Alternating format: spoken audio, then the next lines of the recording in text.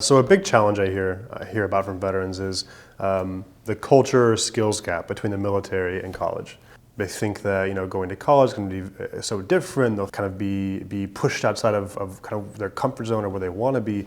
And I would say that's the entire point.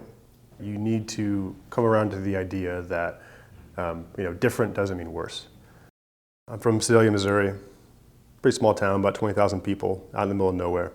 I went to Southeast Missouri State University in Cape Girardeau, where I earned a .5 GPA, and they kindly asked me to leave.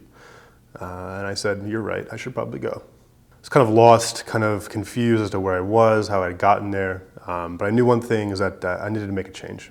Eventually ended up joining the Marine Corps, serving as a weather forecaster for 5 years. Got to go to Japan, got to live in California. It was pretty great. But the entire time I knew that I wanted to go back to school. That was my ultimate goal. So knowing that it would be a little bit difficult to come back from a .5 GPA, I was taking night classes and online classes as soon as I could. I ended up doing that for about 3 years while I was in. I was able to get an interview with the School of General Studies here at Columbia. But I'm thinking the entire time, like, when I tell you this story, you're gonna laugh me out of this room.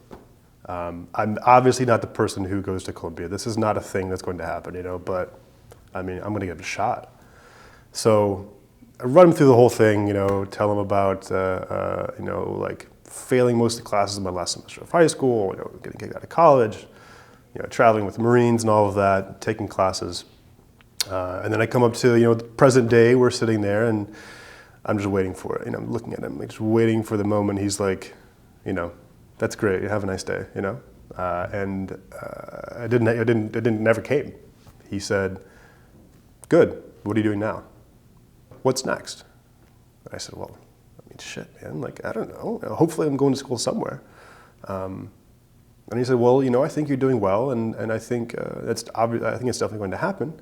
He said, "What do you want?" And I thought about it for a second, and then I just asked him. I said, "How do I get to Columbia?" I figured I might as well take a shot.